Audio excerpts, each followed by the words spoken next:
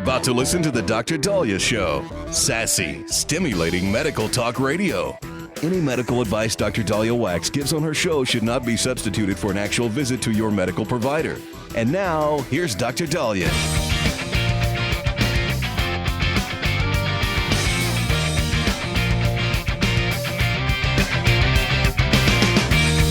We're back on the Dr. Dahlia Show, 1-877-Dr. Dahlia, 1-877-DOCDALI. So all eyes are on this Ebola outbreak, which might be the second largest that we've seen in history. The World Health Organization says Congo's Ebola outbreak is still very fast moving and healthcare workers are under threat.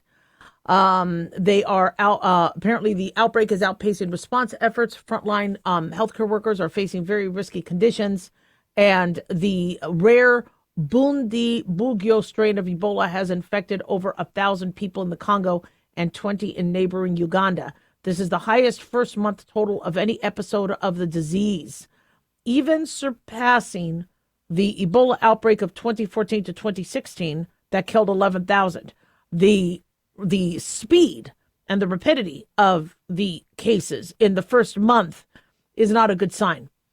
Experts say it was detected late, that the virus had been circulating for months before it was officially declared on May 15th. Now, World Health Organization Director General Tedros Adhanom Ghebreyesus said, despite the good progress we have made, we still face major challenges, and the outbreak is continuing to outpace the response. The healthcare workers, not only are they facing getting Ebola themselves, but they are facing abduction threats, crimes, being in the wrong place at the wrong time, as extremists are targeting many of these medical centers. And so,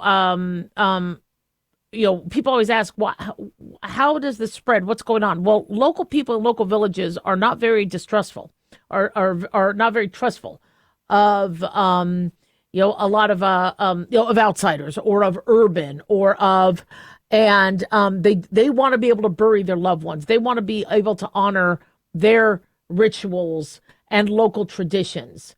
And you have some people that believe Ebola is a hoax, like, how people looked at COVID as, a manufactured crisis. COVID was real. But I do believe politicians used it to their advantage and took liberties they should have never done. But it was real. So contact tracing has been complicated because you have many Congo's Ituri province is a mining area. So many young men from different parts of the country come to work, and those mine workers don't always have close contacts within the local community. So it's hard to trace and find out who they were in touch with, because if they just came out to work, went to a couple bars or whatever, went to a village store, who knows, and then left. If they don't have family members to say, well, he went there and he went there or she went there, it's hard to contact trace. They say Congo's testing capability has been ramped up by roughly 2,000 per day from 30 at the beginning of the outbreak. So they're moving as quickly as they can. But from what we're being told, we already have our first out of the country case of Ebola. I believe there is a patient in France. The first confirmed case of Ebola identified in France. It was a doctor who had flown back from the Democratic Republic of Congo. The case is the first of the deadly hemorrhagic fever identified outside of the African continent. And it's the first time France has detected Ebola. They say in 2014, during an outbreak in West Africa, 2 patients were transported to France, but they were already pre-diagnosed. So this is where in France, they had the testing capability and they were able to identify it themselves. I know for some people are like, well, what's the big difference? It's kind of important because it shows that France may have their act together in terms of being able to, identify, because we didn't. Remember, we had that, I think his name was Thomas Duncan in Texas back in, I think, 2015 or 2016, where he comes back from West Africa, but nobody asked him, where his recent travel was. They diagnosed him with a gastroenteritis, sent him home. He gets more and more sick. By the time he comes back to the hospital, media outlets said that in America, we were out of ZMapp, the treatment, which confuses me because he was the first case. So how did we run out? Was it that they stored it for our legislators? How did we run out if he was the first case? And he ends up dying. And then his contacts, family contacts, work contacts had to isolate as well. And then I think a nurse who took care of him had to isolate. And so it was sad that, but that was the first American who was diagnosed on American soil. But it took a while. I mean, he was misdiagnosed originally. So they say that the patient arrived in Paris on Tuesday. He was on a commercial flight from Kinshasa. And he was basically asymptomatic, except he had headaches, according to the ministry. And then his condition slightly deteriorated during the flight. He was then immediately isolated, taken into care upon landing in Paris. And then he has been in stable condition. His viral load is very low. He traveled on an Air France flight, and the passenger list has been given to authorities, so contact could be given to them. Apparently, 5 other passengers have been identified as possible contacts to him, put in isolation. So how are we, what are we doing from a treatment standpoint? Well, the U.S. has provided doses of an experimental antibody drug from MAP Biopharmaceutical for use in clinical trials to fight this outbreak, according to NBC News. So they say the U.S. is, the Department of Health and Human Services doesn't have a lot of information and is not necessarily saying how many doses they're going to send. But they said that the drug is being made available for compassionate use in Congo, as well as to advance a clinical trial in the Outbreak region. This trial could then help us be prepared for the next outbreak. Right now, no approved vaccines or treatments for the Bundibugyo strain of Ebola. Already 1,000 cases in Congo, 250 dead. More cases reported in Uganda, as we said. So the doses of the MAP drug and other therapeutics are now being shipped. Again, the question we always have is, why haven't we done clinical trials? There's been smoldering Ebola. Why? Again, if the company doesn't have the money or the funds or doesn't have the incentive, it doesn't happen until here we are where we have an outbreak and now we're experimenting with it. But they believe that this might help. So the government has indicated they are going to directly support clinical trials of this. It's called the MVP 134, a San Diego-based company. And we'll see what happens with that. We'll keep you posted. 1-877 Doc Dolly.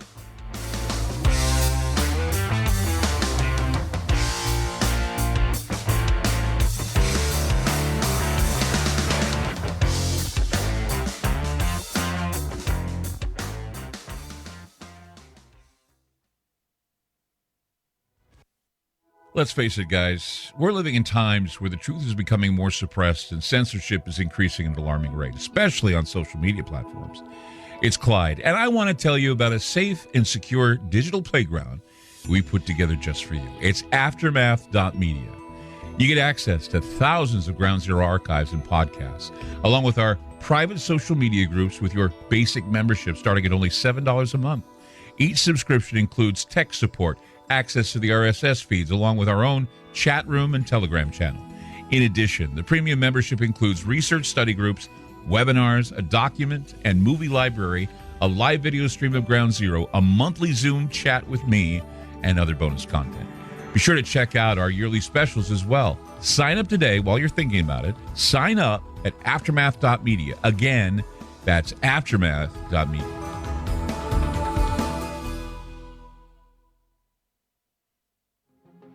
Hi, everyone. Dr. Dahlia here.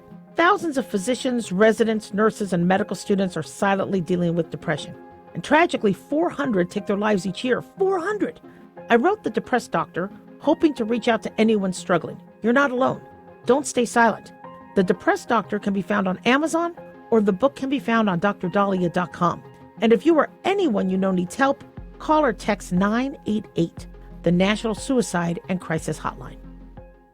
There's a lot going on right now, and broadcasters are on the ground covering all of it, bringing you the weather, the traffic, and breaking news, all while entertaining you 24 hours a day.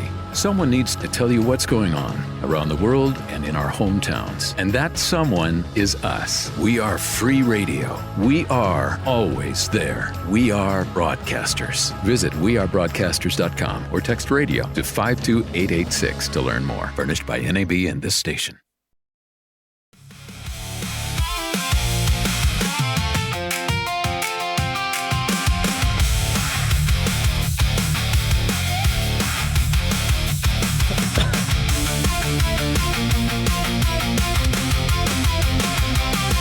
We're back on the Dr. Dahlia Show. 1-877-DOC-DALI, 1-877-DOC-DALI. Big thanks to Talk Media Network for making the show happen. Big thanks to Daniel, our producer, and big thanks to you all for tuning in. We really do appreciate it. Don't forget to follow us on Twitter or X at Dr. Dahlia, Facebook, The Dr. Dahlia Show, and on YouTube. Click like and subscribe.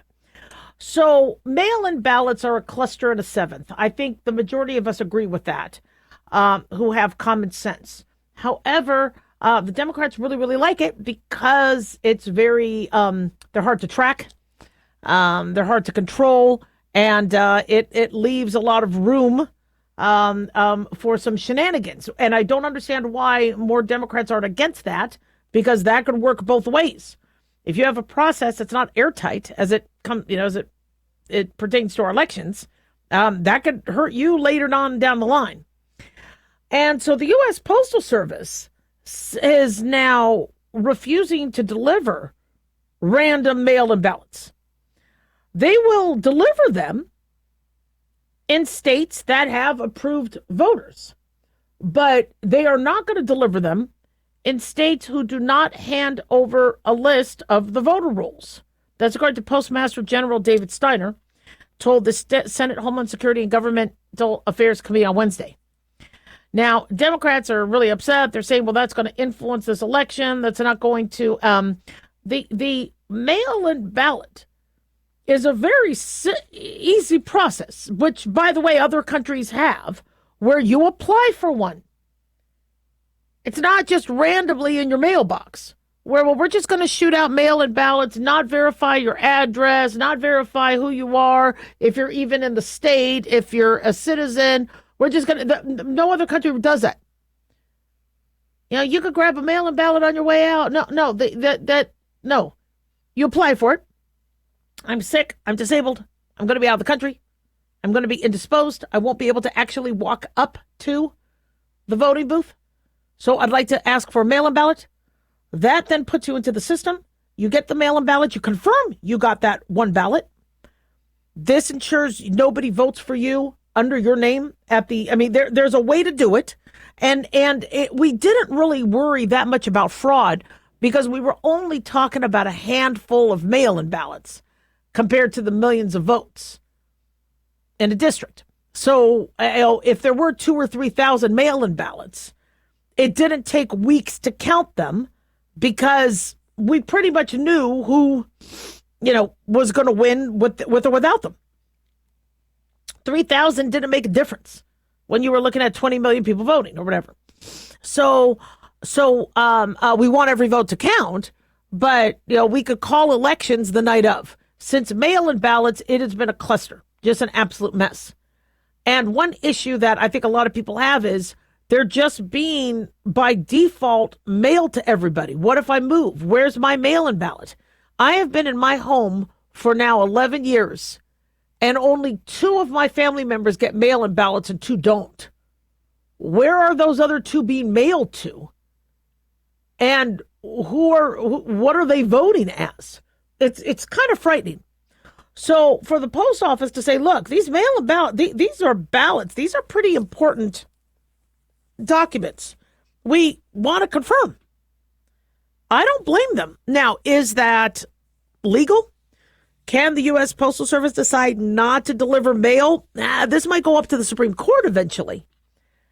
But for something as significant as a mail-in ballot, the voter registration, the reason why we have all this pressure to register to vote is because that's the process. In order to vote, you need to register to vote. And then hopefully somebody is verifying that you are legitimate to vote. You're a citizen. You actually live in the state. You're not trying to vote in multiple states. So the voter registration list is, if we're going to be going for everybody by default gets a mail-in ballot, I don't understand why the Democrats aren't, saying, no, that makes sense. This is why it's so suspect. I don't want to think that anybody's cheating. All right. I think Democrats and Republicans, America needs, we don't want just single party rule. I want everyone to be successful.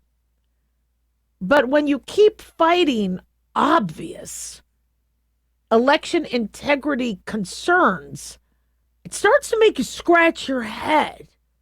Why? Why is it so bad to provide the list of voter registration to ensure that whoever's getting a mail-in ballot is registered to vote? I mean, that's the state should be doing it, but if the state's not, then the Postal Service may be like, look, we can't be doing this, where we're just mailing out random mail-in ballots. No other country does this, by the way. With every other country, if you want a mail-in ballot, you actually have to apply for one. And you don't get to get mail-in ballots permanently. You have to apply, and then you can provide documentation on why you may permanently only be able to vote by proxy. Yeah, it's a process in any other country, but in America, oh, you can't do that. So states would have to provide to the Postal Service names, addresses, and ballot barcode numbers for individuals to receive a mail-in ballot. Again, this would be a lot simpler if mail-in ballots were not given by default. Whoever wants a mail-in ballot, go and apply for one. And that one single one is the only one you get. And if you don't get it, we can immediately cancel it. That barcode will be null and void, and then we'll send you another one, just like a credit card. Do we mail out random credit cards to everybody? No. You have to apply for one. So, to me, it makes sense. So, all eyes are on upcoming Supreme Court rules, and the mail-in voting, the Watson versus Republican National Committee, is going to be one of the things on the docket that we believe we're going to get a ruling on Monday. I don't think we're going to get much tomorrow. The Supreme Court used to work on Fridays. I don't think they're working tomorrow. I'm not sure. But basically it looks, what's happening with the mail-in ballots is election day debatable? Is election day, where this is where we elect a new president or representative? Or can you do what California does, where it goes deep into December before there's an answer? So the core issue is at the center of the case is a Mississippi law that allows absentee ballots to be counted if they are received up to 5 business days after Election Day, as long as they were postmarked on or before Election Day. The Republican National Committee and co-plaintiffs sued, arguing that century-old federal statutes designate a singular election day for federal offices, and ballots are supposed to be received by the close of polls on Election Day. January 2024, the RNC and others filed a federal lawsuit against the Mississippi Secretary of State Michael Watson to invalidate their 5-day grace period. You could solve this by, all right, we'll send you your mail-in ballot 5 days sooner. It's not that big a deal. Everybody's like, well, oh no, what if somebody forgets and has no idea that it's Election Day and it's sitting there on their kitchen table and they only send it out? They have other options. If they really did procrastinate and they had that mail-in ballot for weeks, they could actually go to the poll, or they could have somebody drop it off at the poll. I mean, there's options. It's not that everybody's vote is going to be, silenced. In October 2024, the U.S. Court of Appeals for the Fifth Circuit reversed decision. They ruled that federal election statutes require ballots to be cast and received by Election Day, overriding this grace period. So this ends up coming to the Supreme Court, and so the Supreme Court is going to be ruling, which is really, really big. Because as we see in California, this always seems to happen. We always see a Republican in the lead in many of these races. And then weeks go by, and then the Republican loses and a Democrat wins. And it could just be, well, the mail-in ballots are more Democrat. I mean, it could just be that. But again, we don't want it to look suspect. I don't want anybody to think an election was stolen. But when you have all this BS happen, it's making people wonder. And what happened with Spencer Pratt in this latest election, he was in the lead and a pretty good lead. And, the longer it went, we're like, oh, Councilwoman Rahman is gaining. And then, big surprise, she's in the lead. Which was really interesting because they say that the mail-in ballots are more Democrat, or are going to be usually more Democrat in number. Well, then why did Karen Bass's numbers not go up as significantly? It's just it's really head scratching, and we need to be smarter about this, and I think there are ways to have election integrity without silencing people's votes. 1-877 Dr. Dolly.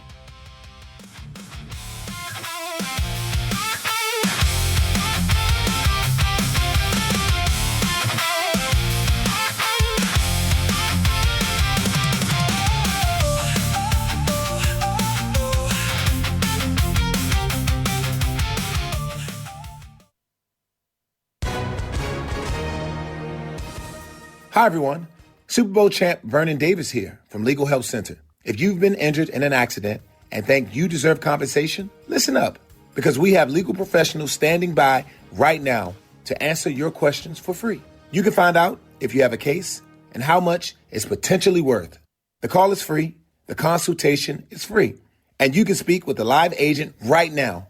So if you or someone you know were injured in an accident of any kind, call now to find out if you have a case and how much you could potentially get. Thanks, Vernon. You heard it, folks. If you've been injured, call and find out how much you qualify for. Call 800-679-0800. That's 800-679-0800. 800-679-0800. Advertisement sponsored by Legal Help Center. May not be available in all states. Not available in California.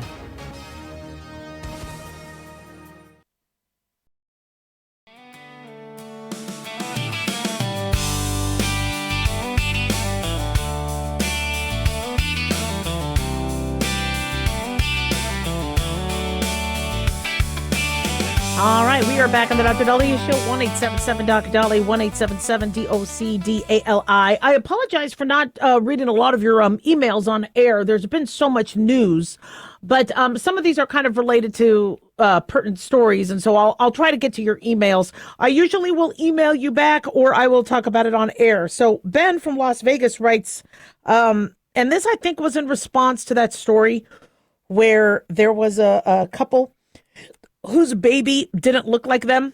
They had in vitro fertilization, and there was an embryo mix-up. And so it was a white couple, and they got an Indian, and the baby was 100% South Asian, and they wanted to keep the baby, but the biological parents are like, but it's our baby. Yeah, we know you carried the baby, and so they ended up with a custody agreement. Very difficult for all parties. Baby's adorable. So Ben writes, Doc, did you ever deliver a baby that didn't seem to match the parent's nationality? He also writes, did you ever deliver a baby from an illegal immigrant? What did the hospital do? So I'll answer both. No, I never delivered a baby that didn't seem to match the parent's nationality. Usually babies come out very, very pink and slimy. And I clean them up, and I get them check their APGAR scores. The nurse team helps ensure that baby is breathing. Thank God, I never had a stillborn. All babies I delivered came out healthy. Thank God. And then I'm working on the final stage of labor, the third stage of labor, where I'm delivering the placenta. And then I'm either sewing mom up if she bled or tore, or making sure that her vitals are fine, watching her, checking on her, and cleaning her up. And so that was never an issue. The only one time, though, there was a dad in the room who was very, very upset that the child didn't look black, and thought that the wife was cheating on him because the child came out very, very pink. And I explained to him, that's normal. They're very, they're getting air. They're gonna, this is probably your child. Don't panic about that. But there was I remember that there was one father concerned that it wasn't his child, but then he was convinced, and it was, they were happy. They left the hospital happy. Have I ever delivered a baby from an illegal immigrant, and what did the hospital do? I don't know. I spoke Spanish, so I medical Spanish, so I took care of many of the non-English speaking patients that came in. Wasn't my job to check their status. My job was, they're in labor. I'm going to deliver the baby. If a baby was born in America, the hospital would, submit the paperwork for them to get a birth certificate. So I can't really answer that because When somebody comes in full labor, how the laws are, which I completely understand, is you might not even have your wallet, and you're coming into the hospital. The hospital's going to take care of you, and because now it's you and a baby. And so, could I have delivered or taken care of patients who were illegal? Possibly. Just I don't get access to that. I don't ask for that. There's no time to. My job is to make sure I help all humans. Now, it's the hospital's job to ensure they stay fiscally sound. It's the government's job to ensure that our resources are being allocated to make sure that we're able to help as many people as possible, but to not allow Americans to. We don't want Americans to have to go to other countries to get care because they can't get care here. So that's on the hospital. But birthright citizenship is another one on the docket, and the birthright citizenship is going to be a very big, highly awaited case, Trump versus Barbara. And this is looking at the birthright citizenship under the 14th Amendment. As you know, the 14th Amendment allowed any child of a slave who was abducted and taken here to America once slaves were freed. Understandably, their children, they're citizens, and now their children are citizens. And so this law, this amendment, done in the 1860s, is it now being, are people taking advantage of it by, fly the tourism? Apparently there's a big industry where they will fly the company. You pay a company to fly you to America in your third trimester, put you up in a hotel, and then you give birth at a local hospital, and now your baby's American. Those sorts of things are concerned. The administration argues that within this 14th Amendment, which grants U.S. citizenship to all persons born or naturalized in the United States and subject to the jurisdiction thereof, he says subject to the jurisdiction thereof excludes children whose parents do not have lawful permanent residence in the United States. And so the Trump administration claims that the framers of the 14th Amendment intended it for citizenship for those people who are living here legally.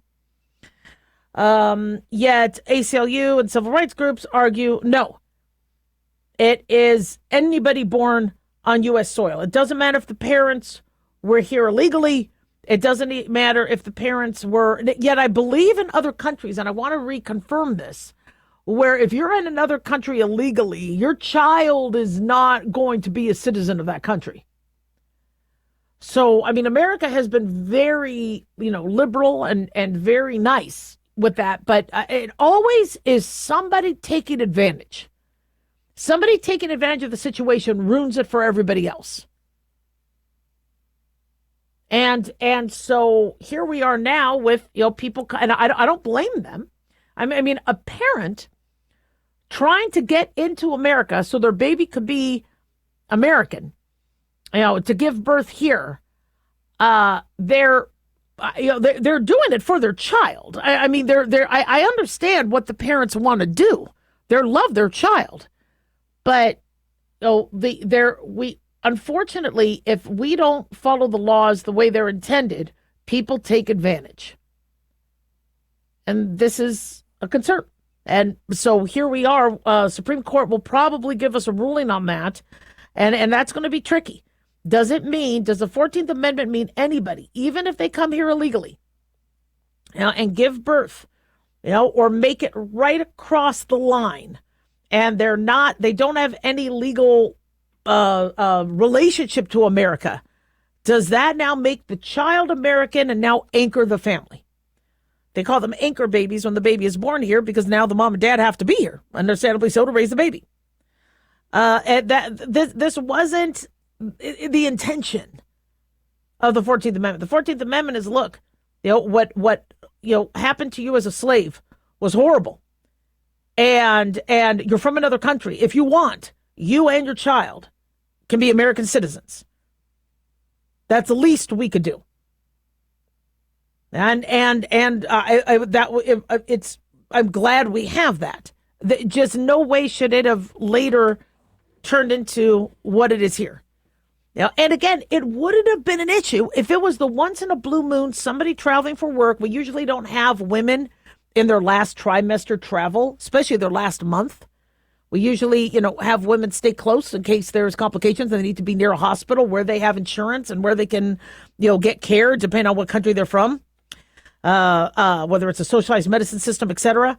But, it's rare to have a woman who is, in her 9th month of pregnancy, in America at the time, giving birth. It would be a handful of cases, but it's not. Now that Biden had, opened the door and had, opened the borders and had it such a chaotic mess, now we have a lot of individuals who are here illegally who are having babies. Does that mean now they get benefits? Does that mean, and my issue is, look, I want to help everybody, but I keep bringing up the analogy of the DMV. When you go to the DMV and you have to sit there and wait in line and take a number, all right? You take a number and you wait your turn.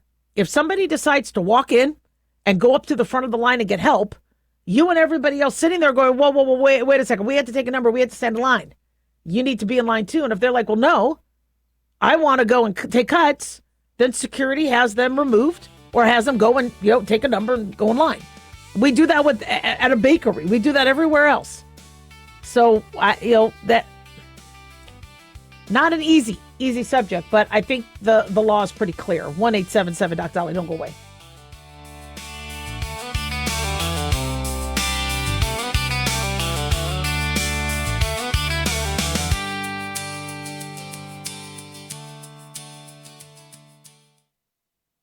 Carl Amari here to tell you about our newest website for old-time radio lovers. It's 100radioshows.com. At this site, there are 5 old-time radio shows waiting for you to download free as our gift to you, and be sure to browse the additional 700 old-time radio shows available to you for 70% off by using the promo code RADIO at checkout. This is a limited-time offer, so log on to 100radioshows.com. That's 100radioshows.com.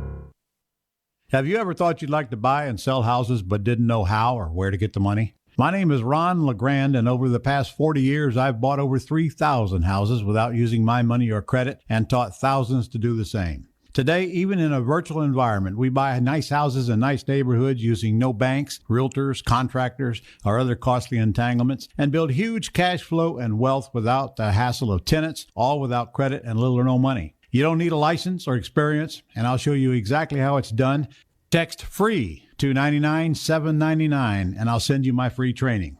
I promise you I'll change the way you think about real estate and open the door to a new lifestyle that doesn't involve risk or rehabs and can quickly replace your current income. Text FREE to 99799, and let me show you how to take your life back and build cash flow and wealth from your home. That's FREE to 99799. Again, FREE to 99799. As an organ donor, your story doesn't have to end. The good in you can live on. In fact, you could save up to 8 lives and restore sight and health for many more. Sign up right now online as an organ, eye, and tissue donor. You'll be happy you did. And just maybe, someone else will be happy too. Go to organdonor.gov. It saves lives. U.S. Department of Health and Human Services, Health Resources and Services Administration.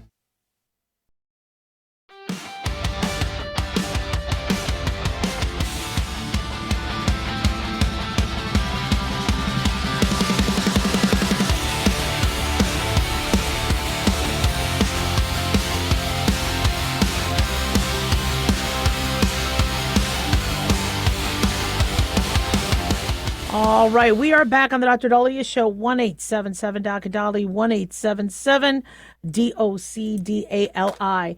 So this is a very interesting development. We learned about this in the spring, where in Texas, the school curriculum might include the Bible passages, posting the 10 Commandments.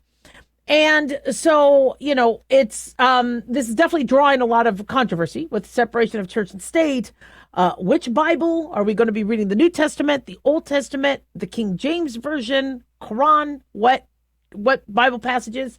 And the reason why this has come up is the school district, as part of history, history has been taught dissecting out, the religious influences.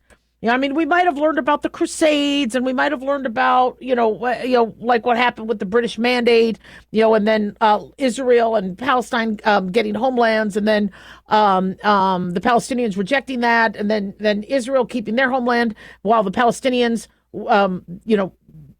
I mean, so there has been in history religious groups. There has been Christianity, Catholicism. What happened with the Anglicans, and where did Protestantism come from?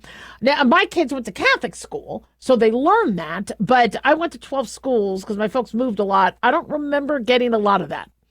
But I went to Sunday school. I went to Hebrew school, so I learned the Bible stories, and the Bible stories are fascinating. I found them just as fascinating as the Iliad and the Odyssey in Greek mythology. And so, exposing kids to, such a rich book, such as the Bible, I don't think is bad. There could be some controversy as to the interpretation of it. That could be an issue. I go to Mass, right? I love going to Mass. I've gone to church. I've gone to temple. And I was in one Mass where the priest was talking about women having periods, how in the Old Testament it was considered shame. They would shame the woman. And I was like, no, that's not what happened. All right? You weren't supposed to have sex with somebody who was on their period. Why? Why would that be in the Old Testament? And why would they say, well, it's unclean? It's unclean to have sex with a woman on her period. Well, because one is, that was, the way to protect against infectious disease. And two, a woman was in pain when she was on her period. A woman on her period is not necessarily very rarely in the mood for sex, especially if they're having horrible cramps and that. And so telling man, don't touch her, she's unclean, was a way to protect the female population so they could menstruate in peace. But it was interpreted by this one priest as the Old Testament shamed them, whereas the New Testament doesn't. And I was like, no, that interpretation is wrong. I rarely disagree with priests, but when I heard that, I was like, no, and so I am kind of concerned about, if this is now taught, just like history could be slanted. However, the story of the Tower of Babel, that's a fascinating one.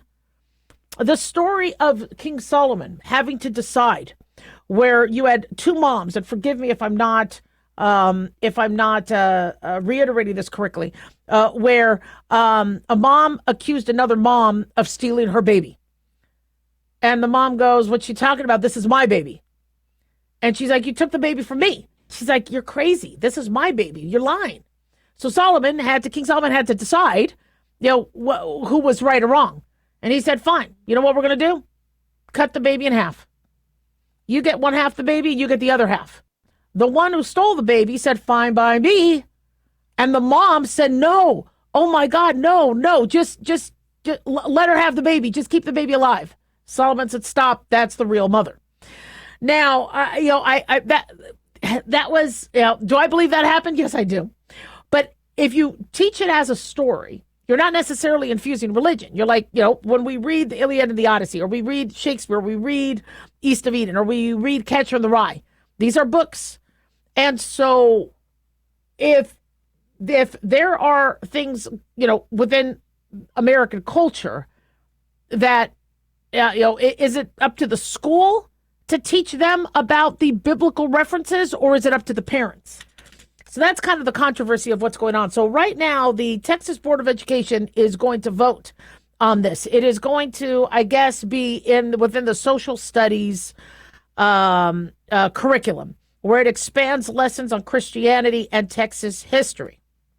Supporters say the changes would strengthen instruction on Western civilization, patriotism, and the historical influence of religion in America. And critics say that, well, they're teaching Christianity. What about the other religions? And that they're elevating that above any other faith and tradition, and saying that's an incomplete picture of American history. So a final vote is expected tomorrow. I believe among the changes of the current 6th grade world cultures course, 3rd graders would learn to describe Moses' contributions as a lawgiver through the 10 Commandments. Okay, so right there's an issue. This is reported by Axios Austin. Moses isn't the one that made the laws, God did. So they're going to have to get that right. Somebody's going to have to fact check. Moses brought the laws down that God inscribed, and he had to enforce them. So that's got to get fixed. 3rd graders would also learn how to describe our Christian beliefs, including valuing every individual, doing what is right, showing compassion for others, help shape American ideals about equality, rights, and treating people with dignity. And then read from the book of Job and things like that. I just think this could... I do appreciate the fact that people need to understand, where does an eye for an eye come from? In medical school, I told others, when I was learning about the dorsal vein actually, I think I learned this in comparative anatomy, where the dorsal vein in shellfish and mollusks could have toxins. Well, that's why in the Old Testament, you weren't supposed to eat shellfish. Undercooked pork, right, could give you trichomoniasis? Yeah, and so or that is a dangerous parasite. So eating pork is, if you don't cook it right, it's unhealthy. This is why we have these rules in the Old Testament, and so I think there being an explanation and there being some sort of a this is something that was in the Bible, not teaching it, but explaining where roots came from. The word glitch, there's a computer glitch that came from Yiddish. That's a Yiddish term. Schmear, like with bagel and schmear, there's what is Yiddish. I think there's a lot of things that could be taught, not from a religious standpoint, but from an awareness. Like, we talked about how you have all these anti-Semites now that are, hating on Jews, and they're kicking them out of coffee shops and et cetera. And I'm like, well, if you're really going to be anti-Semitic, then you might not want to be, using the Google search engine or using your Bluetooth. If you really hate Jews and don't want to touch anything Jews touch, then you're probably going to be giving up your cell phone. You're probably not going to be doing selfies, because so much of that technology was designed by Jews. You probably aren't going to watch David Beckham or listen to Drake because they're Jewish.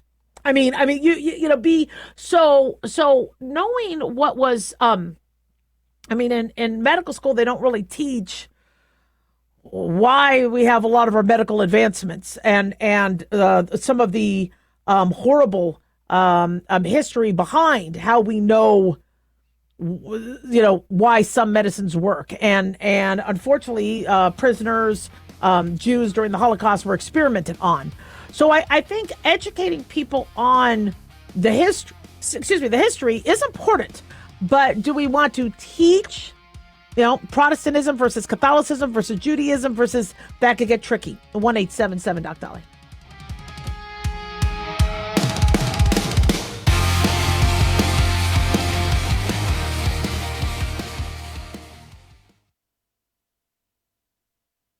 All the recent violent protests, looting, and destruction, some areas are considering either defunding or abolishing the police. At a time when America's neighborhoods need the protection of police the most, some elected officials would rather create more chaos by playing politics. If you're sick of elected officials caving in to demands of the radical left, you're not alone. It's time we stand up and declare our support for local police. The majority of police officers are important partners in protecting our God-given rights. If you prefer freedom over chaos, then learn how you can help protect the local police that serve your community. Call today and request your free Support Your Local Police info packet. Dial 800-JBS-USA-1. That's 800-JBS-USA-1. Request your free Support Your Local Police info packet by calling 800-JBS-USA-1 today.